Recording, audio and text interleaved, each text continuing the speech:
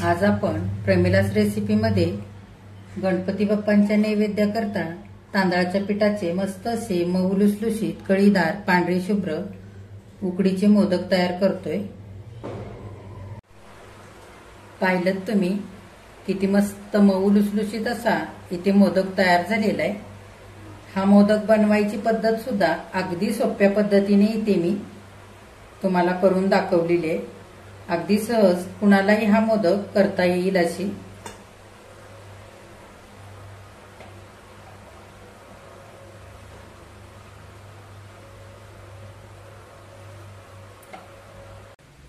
नमस्कार, प्रमिलास रेसिपीमध्ये तुमचं सर्वांचं खूप खूप खूप स्वागत। सर्वात आधी आपल्याला तांदळाच्या पिठाचे मोदक बनवण्यासाठी पिठाची उकड काढायची। तर इथे मी गॅसवर कढई ठेवलेली आहे। ज्या कपाने 1.5 कप तांदळाचं पीठ मोजून घेतलंय त्याच कपाने इथे मी पाणी घेतलेलं आहे। 1 कप पाणी घालूया आणि अर्धा कप इथे दूध घालूया। जर तुम्हाला दूध घालायचं नसेल तर ह्या जागी तुम्ही अर्धा कप पाणी घालू शकता। जितकं पीठ तितकंच इथे आपल्याला पाणी लागणार आहे। दूध घातल्याने मोदक छान पांढरे शुभ्र आणि मऊसूद होतात। आता आपण अर्धा चमचा तूप घालूया। तुपाने छान मोदक सुगंधी होतात आणि चवीलाही छान लागतात। तुम्ही या जागी तेलही घालू शकता। आता गॅस फास्ट करूया आणि आपण उकळी काढून घेऊया। आता पाण्याला चांगली उकळी आलेली, आपण गॅस मध्यम करूया आणि 2-3 चिमटी मीठ घालूया। मीठ आधी घालायचं नाही, नंतर घालायचं शेवटी, म्हणजे आपलं दूध इथे फाटणार नाही। आता इथे मी त्याच कपाने 1.5 कप तांदळाचं पीठ चाळून घेतलेलं आहे, ते घालूया थोडं थोडं करून आणि चांगलं हलवून घेऊया। गॅस मध्यम केलेला आहे। पीठ आपण चांगलं पाण्यामध्ये एकजीव करून घेऊया। इथे मी मोदकांसाठी तांदळाचं पीठ तयार करण्यासाठी 1/4 किलो आंबेमोहर तांदूळ आणि 1/4 किलो इंद्रायणी तांदूळ घेतले। ते निवडून 2 पाण्याने हलक्या हाताने स्वच्छ धुतले आणि नितळून सुती कापडावरती पसरवून ठेवले आणि छान 7 ते 8 तास पंख्याच्या हवेखाली वाळवून घेतले आणि नंतर चक्कीतून छान असं बारीक इथे मी पीठ दळून आणलेलं आहे। पीठ दळून आणल्यानंतर मी हे चाळणीने चांगलं चाळून घेतलेलं आहे। आता सगळं पीठ पाण्यामध्ये छान एकजीव झालेलं आहे। गॅस आपण मध्यम करूया आणि 1-2 ते 3 मिनिटाकरता झाकण घालूया आणि छान अशी दणकून वाफ काढूया। आता 3 मिनिटं झालेले, आपण झाकण उघडूया। चांगलं हे पीठ एकदा हलवून घेऊया आणि आता गॅस बंद करूया आणि झाकण घालून 10 मिनिटांकरता कढई आपण अशीच झाकून बाजूला ठेवूया, म्हणजे इथे चांगली आपली उकड मुरली जाईल। आता मोदकाचं सारण करूया। इथे मी गॅसवर कढई ठेवलेली, कढईमध्ये 1 चमचाभर तूप घालूया। तूप चांगलं आपल्याला गरम होऊ द्यायचंय। आता तूप गरम झालेलं आहे, आपण 1 चमचाभर खसखस घालूया। खसखस चांगली फुलू द्यायची। आता खसखस चांगली फुललेली आहे। इथे विळीवरती खरवडून घेतलेलं ओलं खोबरं घालूया। हे ओलं खोबरं मी 2 कप इथे घेतलेलं आहे।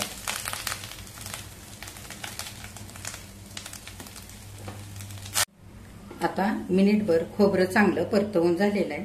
बऱ्यापैकी खोबऱ्याचा ओलावा इथे कमी झालेला आहे। ह्या पद्धतीने असं खोबरं चांगलं परतवून घ्यायचं 1 मिनिटभर। आता ज्या कपाने आपण ओलं खोबरं खरवडून 2 कप घेतलेलं आहे त्याच्यासाठी 1 कपभर सुरीने बारीक असा गूळ मी कापून घेतलेला आहे, तो घालूया।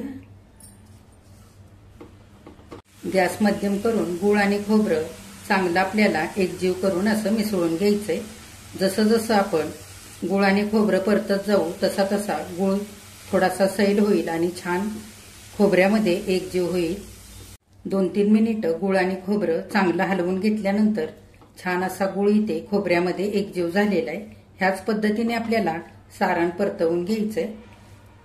खूप वेळ आपल्याला इथे सारण परतवायचं नाही, नाहीतर सगळं सारण आपलं इथे कडक होऊन जाईल। छान असं रसरशीत सारण आपल्याला इथे करायचंय। आता आपण अर्धा चमचा वेलची पावडर घालूया। शेवटी घालायची आणि चांगलं मिसळून घेऊया। थोडंसं जायफळ सुद्धा खिसून घालूया, सुगंधापुरतं घालायचं। असं शेवटी घातल्याने जायफळ आणि वेलचीचा छान सुगंध पण राहतो आणि चवीला मोदक छानही लागतात। सगळं आपण एकजीव करून घेऊया. वेलची पूड आणि खिसून घातलेलं जायफळ छान मिनिटभर सारणामध्ये परतवून एकजीव करून घेतलंय. सारणाचा छान इथे सुगंध सुटलेला आहे. सारण आपलं मस्त रसरशीत तयार झालंय. जर तुम्हाला आवडत असेल तर तुम्ही इथे काजू बदामाचे काप, चारोळी, मनुका असं सुद्धा घालू शकता. आता आपण गॅस बंद करूया आणि हे सारण दुसऱ्या भांड्यामध्ये काढून ठेवूया. गरम कढईमध्ये असं सारण इथे आपल्याला ठेवायचं नाही, नाहीतर सारण सारं कडक होऊन जाईल. 10 मिनिटं झालेली आहेत. मोदकाची उकड आपण कढईमध्ये तशीच झाकून ठेवली होती. आपण परातीमध्ये काढून घेऊया. हे बघा, पेल्याने चांगली उकड मी एकजीव करून घेतले. आता आपण हाताने चांगली ही उकड एकजीव करून घेऊया.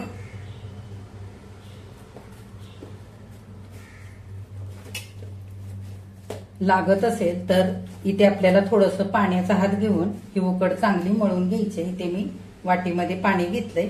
फक्त हात बुडवून ओला करून घ्यायचा आहे आणि ओल्या हाताने ही उकड चांगली मऊसूद अशी मळून घ्यायची.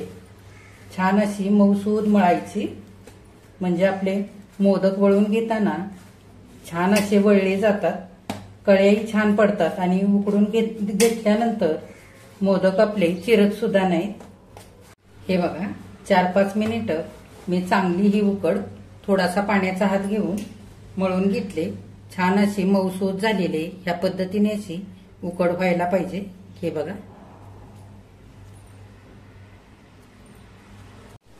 मोदक उकडण्यासाठी वड्याच्या चाळणीवरती केळीचं पान मी लावून घेतलंय आणि वरून थोडंसं तेल लावलेलं आहे. ह्या जागी तुम्ही हळदीचं पान सुद्धा वापरू शकता. हळदीच्या पानावरती किंवा केळीच्या पानावरती मोदक जर उकडून घेतले तर मोदक छान सुगंधी होतात आणि चवीला पण मस्त लागतात. जर अशी पानं तुमच्याकडे नसतील तर तुम्ही नुसतं चाळणीला तेल लावून चाळणीवरती मोदक उकडण्यासाठी ठेवू शकता. इथे मी मोदकाची उकड झाकून ठेवली. झाकूनच ठेवायची म्हणजे वरून वाळणार नाही. इथे मी तांदळाचं पीठ घेतलंय हाताला लावण्याकरता. आपण थोडंसं हाताला पीठ लावून घेऊया, म्हणजे उकड आपली हाताला चिकटणार नाही. किती पाहिजे तेवढा गोळा करून घ्यायचा. तुम्हाला किती मोठा मोदक करायचा आहे, लहान करायचा आहे, त्याच्या अंदाजाने असा एक गोळा घ्यायचा पिठाचा, किंवा तुम्ही एकदम सारे गोळे करून ठेवू शकता.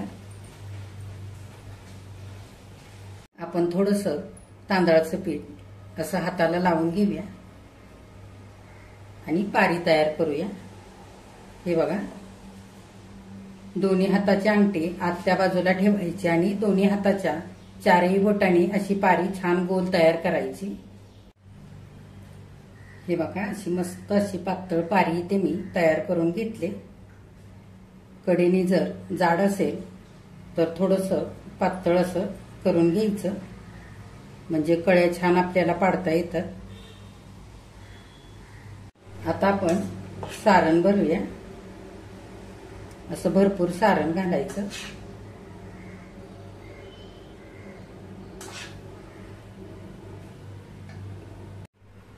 हाताने थोडंसं सारण चांगलं दाबून घ्यायचं असं आतमध्ये.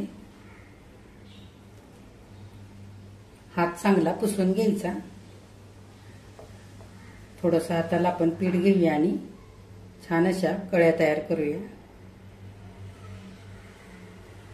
हे बघा, मधलं बोट असं आतल्या बाजूने धरायचं.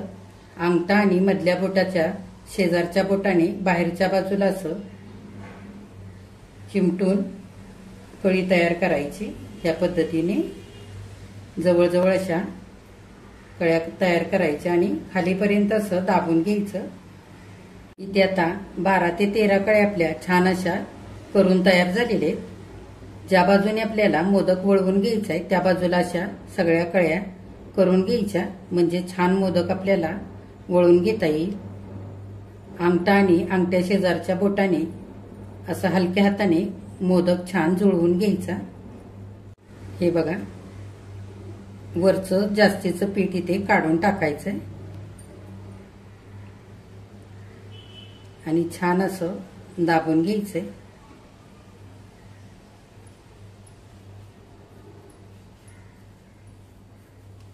हे बघा, इथे मी केसराच्या काड्या घेतल्यात. त्यातली एक आपण काडी लावून घेऊया इथे केशराची.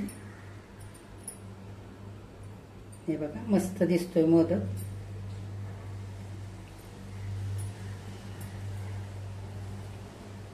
आता मी तुम्हाला आणखी एक मोदक तयार करून दाखवते. मी इथे लाटून तयार करते मोदक, अगदी सोप्या पद्धतीने. आपण पिठाचा गोळा तांदळाच्या पिठामध्ये थोडासा गुळवून घेऊया आणि हलक्या हाताने लाटून घेऊया.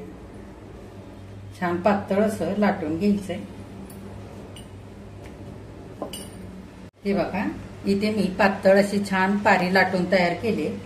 आपण आता सारण भरूया.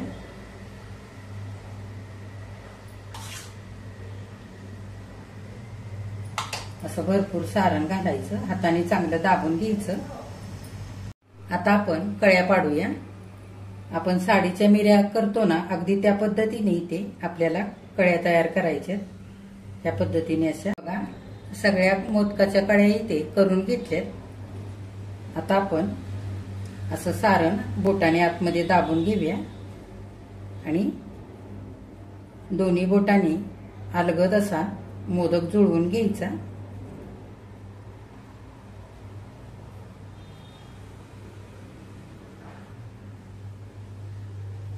हे बघा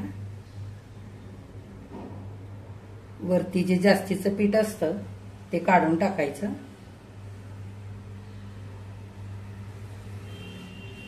असं छान पातळ टोक करायचं मोदकाला, म्हणजे मोदक दिसायला पण छान दिसतो आणि खाताना जास्तीचं पीठही लागत नाही. हे बघा कळ्या इथे मोदकाच्या तयार झाल्यात. आता आपण एक केशराची काडी लावून घेऊया.